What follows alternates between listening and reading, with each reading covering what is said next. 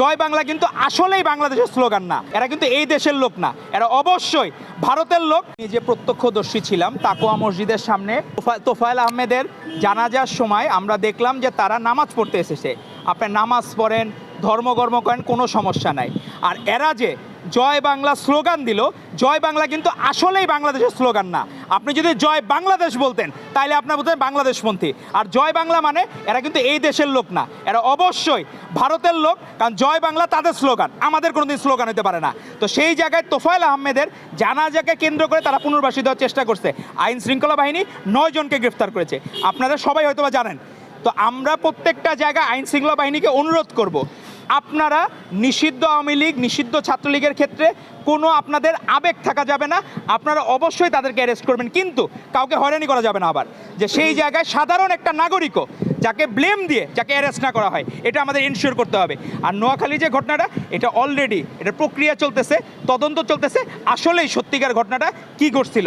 অনেক সময় কি হয়, নিউজ একটা হয়ে যাওয়ার পরে, যেমন আমাদের পাবনাতে একজন ছাত্রদল নেতা, সে ওই জায়গায় হচ্ছে একজন জামাতের মেয়ের সাথে তার অ্যাফেয়ার ছিল, পরে তারা দুইজনই প্রাপ্তবয়স্ক বিয়ে করে ফেলছে। তার বাবা যে হলো, সে হলো জামাতের ওইখানকার মনে হয় আমির বা কোনো কিছু, সে ওই ছেলের নামে, ছাত্রদলের ছেলের নামে অভিযোগ করছে যে আমার অপ্রাপ্তবয়স্ক মেয়েকে ভাগায় নিয়ে চলে গেছে, তো সেই কারণে অপহরণ করছে। তো সেই অপহরণের ব্লেমের কারণে সাথে সাথে আমরা শোকজ করছি। পরে জানা গেল মেয়ে আর ছেলে উভয় নিজেদের সমতে, দুজনেরই মতামত ছিল, বিয়ে করে ফেলছে। তো প্রথমেই তো ফ্রেমিং হয়ে গেছে ছেলেটা, যে জামায়াতের নেতাকে, অপ্রাপ্তবয়স্ক নেতার মেয়েকে ভাগিয়ে নিয়ে বিয়ে করলেন ছাত্রদল নেতা।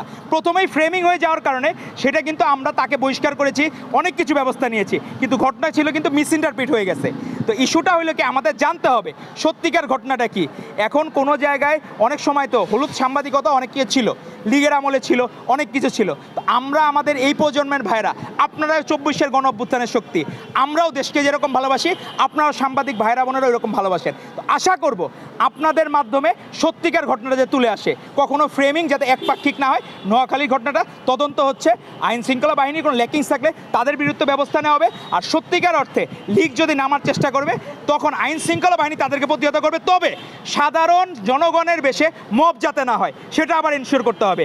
কারো রাষ্ট্র কাউকে দায়িত্ব দেওয়া নাই কাউকে মারার জন্য, কাউকে হ্যারাস করার জন্য। রাষ্ট্রের সুনাগরিক হচ্ছে তার আইন শৃঙ্খলা বাহিনীর প্রতি তার অনুগত থাকতে হবে। সে চেষ্টা করবে আইন শৃঙ্খলা বাহিনীর কাছে সমাজের জন্য যারা ক্ষতিকারক তাদেরকে যাতে তুলে দেওয়া হয়, এখানে অন্য কোনো অপশন নাই। ধন্যবাদ আপনাদের।